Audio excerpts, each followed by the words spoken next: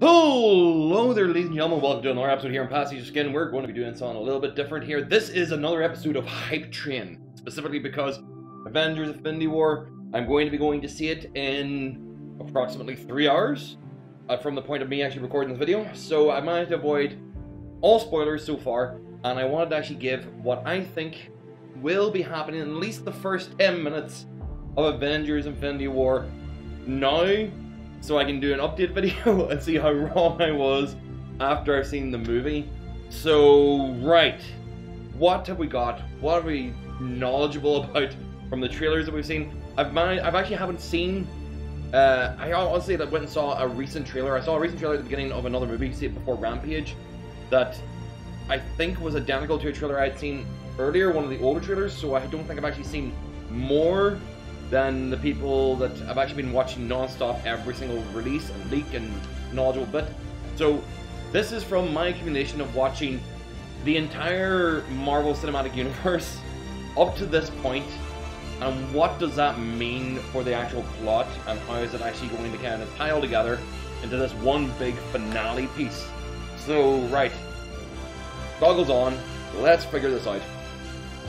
The opening of Avengers: Infinity War will probably take part in space. Will literally lift from the end of Thor Ragnarok with Thanos' ship floating over the arc of the Asgardians, with what will lead to a confrontation between Thor, his Asgardian buddies, the Warband, Hulk, and Thanos. We are going to probably see a Thanos versus Hulk very, very early bit of combat, and we're going to see it actually go very one-sided. Caught off guard, unaware of the man's strength and powers, the Hulk will be launched out of the ship very early on. Combat will continue, the ship will be torn apart. We probably will actually not even see Thanos himself fight these characters, quite likely his foot soldiers or his vanguard, I suppose is the best way to call them. I can't remember what they actually call them. And we'll actually see the tease scene of Loki offering up the Tesseract in exchange for his life, essentially. They'd stolen from Odin's vault at the end of Thor Ragnarok. Obviously, this will be another betrayal of his brother, as Thor usually expects, or it'll be a trade-off to try and save Thor and the rest of their lives. But what will eventually come from that is Thanos is going to... This is Sparta! Boot Thor clean out of the ship and across the goddamn cosmos, probably powered by the Tesseract itself. Also, probably counteracting his Odin force that he's actually using to try and defend everybody else around him. In this conflict, I do believe we may actually see the death of Korg and Meek, because Meek's already died once. If you think about it, he's like, Meek's not dead. Oh, you're right, Meek. Korg and Meek, because they actually are smaller characters, were hilariously funny. Korg was in Thor Ragnarok. Not a marginal mainstay character to actually be heavily affected by their death, but still kind of like, oh, is this the way we're starting? Is this the tone we're going with here? So we actually see Rockman destroyed and Meek probably squashed in the combat. This will actually cut towards possibly still in space with the Guardians of the Galaxy, and from what we've heard or leaked from previous things, is literally Thor smashing into their ship. Or if they have actually kind of changed things around a little bit, it'll be like Rocket Raccoon pointing out, like, there's something really fast coming towards us, and literally dodging Thor as he flies by, just literally completely out of control and unconscious, like a goddamn meteorite. And the Guardians of the Galaxy will give chase when they go like, there's a guy flying through space. And essentially what their interaction of Ego previously, a man riding through space with no protection, you gotta be a little bit cautious about that kind of person. So literally they will turn ass around, haul ass after Thor's body, and either continue on to the point where we'll see the shot of Thor waking up, standing around these guys and going like, who the hell are you?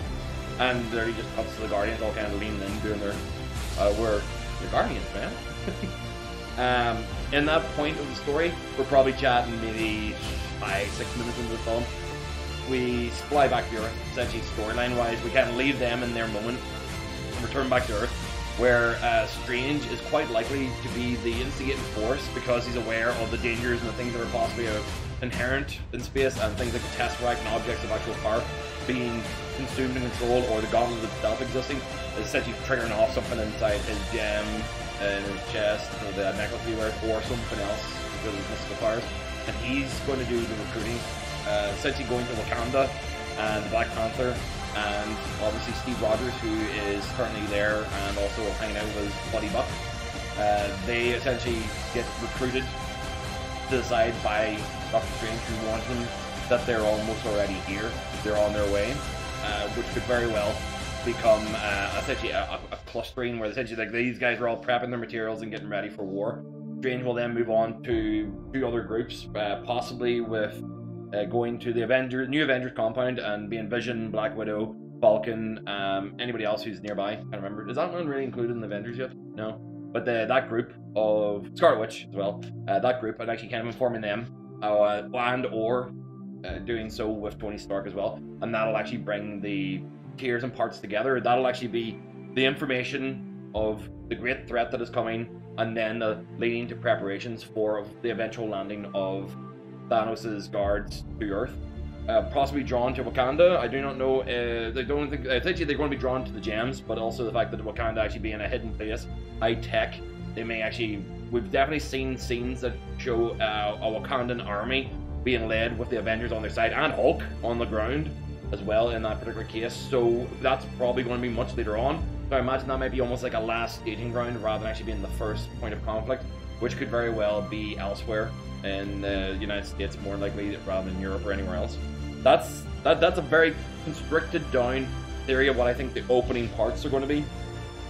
In that order, it'll be space, Thor, Guardians of the Galaxy to Wakanda to Avengers compound to Tony Stark at Stark Industries, and from Tony Stark Industries we'll probably see the landing of Thanos on Earth in New York City, or the attack on New York City, which we've seen in the buses with Peter getting his little get his spider sense going off and him looking back from the bus, and then we'll actually start to see the rounding off. Well, obviously he'll probably be summoned by Tony, or there'll actually be a reason why, but that'll be when we actually round off the first encounter with Thanos on Earth, and our group of heroes pretty much kind of either getting their asses completely beat in the very beginning and then having to lick their wounds and come back. Very Age of Ultron-y kind of thing, where literally the enemy is too big, we need to reconvene, we come back and we'll fight stronger the second time. You know, it's a bit of a standard comic book trope, but we'll see that actually inside the story.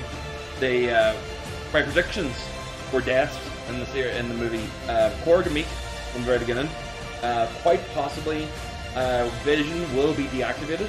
We're probably going to see him lose the gem in his head and be deactivated. I do not know if he will come back. I would be very curious. I'd be interested in seeing Vision literally continue to exist, but almost in this like white ghostly form that I remember from the earlier comics. Well, not really earlier comics, but you know, there was a period of time where he was just a white ghost. That would be weird to like almost like incorporeal, especially whenever he was trying to become so much more human. We've seen glimpses of that along the stories as well. So maybe they'll actually make him less human for a moment, make him the logical droid that he is. Another thing, all the people I predict, Hawkeye losing an arm. I don't know. It's just for some reason in my head I keep on thinking Arsenal in my head, and I think like that's where they're going to go with Clint. We'll literally go like, you know, there could be a comment like, well, Winter Soldier, like, it's not so bad. Tunk, you know, something that actually would probably take Hawkeye out of the picture, because he's a heart of the team kind of character, and it would actually hurt a lot of people to actually have him injured, because he's just a guy with some bows and arrows, and none of this makes sense. So obviously himself. So Hawkeye, Korg, Meek, Vision, possibly Drax. I think literally it's going to be lose somebody from each major group. So possibly Wong for Strange, but it's very unlikely. I think Strange is going to lose anybody, because they're almost an independent character to this. But I do see it actually being a loss from each team. So Drax from the Guardians, Korg and Meek from the Thors, Guardians of the Ragnarok, from the Avengers team themselves. Not see, they can't do War Machine again because they already did the Paralysis of them, but I'm thinking it's probably going to be Hawkeye. Most likely one of the human characters, just somebody who's unbelievably outmatched, makes no sense for them to actually survive, and most likely will take out one of the henchmen or one of the head of the Vanguard in the process. Like, just like that heroic suicidal finish. That will probably be whoever that may be, and of course Vision being affected. So like that way you kind of got your independent spy peoples, like to be, I would actually still rank Cap as below that. The Cap, Falcon, Black Widow, Hawkeye, you know, kind of like they have that grouping. And then on the other side of that being the rest of the Avengers, Scarlet Witch, Vision, and the rest of them. Like, kind of like that'll be the other bit. Only person I know is definitely not going to die, Ant-Man, because we already have Ant-Man and the Wasp on the way. So literally, unless they decide they're going to go back and have the original, they're not going to have Scott Lang. They're going to actually have Hank Pym in the Ant-Man suit, and Rudd's just going to not exist in the movie, just as a ghost floating around. Then we already know that he's the only one absolutely fine. I had a theory at one point that it was going to be an issue that they were going to have, the screen was going to essentially fuck off into space with the gem that he has, and essentially try to play a game of keep away to get Thanos off Earth. That was more whenever I thought it was going to be done in its part 1, part 2 methodology, but because this is all combined together into one film now, I don't think that's going to be the case. I think there's been a very big change in that plan, where it was going to be almost like 2 gems. One third one, and then 2 gems, kind of like a quest. There was going to be a galaxy quest, and essentially went along with it. Now, one thing that hasn't been thought I haven't mentioned, and which was almost a spoilerish thing to me, is do remember that the Gold People, the race that Adam Warlock is from, were in Guardians of the Galaxy 2, and at the very end of the movie there was this one Easter egg scene where you literally saw an egg open, and it was essentially, in my opinion, the creation of Adam Warlock. Now, if Adam Warlock does show up in this movie, I don't know what way he's going to be as relevant to this version of the Avengers and Infinity War and the Infinity Gems as he was in the original series, but I do imagine Warlock is going to be a very relevant character to the story, but quite likely, I've got a feeling he's literally going to be fodder for Thanos, so we're going to get a turnaround on that, where he actually, like, these perfect beings are not quite so perfect. It's actually going to be the flawed ones that will save the world. So, you know, that I think it's a bit of a red herring, but he may be involved in the actual story otherwise. Outside of that, this is all spitballing off the top of my head from what I remember seeing in trailers and pacing and moments and the general kind of arc of a hero's story. This is my spoiler style, making things up as I go along version of the opening of Avengers Infinity War.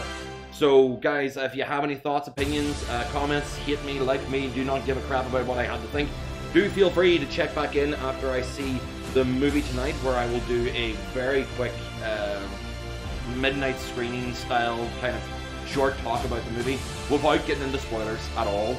But in a week's time, I may actually do something where I stop back more and talk more spoiler-wise about the movie. But yeah, this has actually been quick, hype train-esque. I'm excited. This is what's going through my brain right now, and what I'm hoping to see, well, it seems to me is hoping to be proven wrong, kind of the Avengers Infinity War story. So if you actually enjoyed this, thank you very much for watching. I hope to actually see you guys in a few hours whenever I get back. Right now I'm going to go and have a quick kind of a pre-game drink, get the excitement and the chills out of my back, and get myself ready to go and check out a movie in a packed movie theater in the biggest Max theater, or biggest Max screen theater in Ireland. This is going to be an enjoyable experience. So if you're actually going to make it, I'll see you guys in the theater, and otherwise I will see all you dudes in the next video. Bye.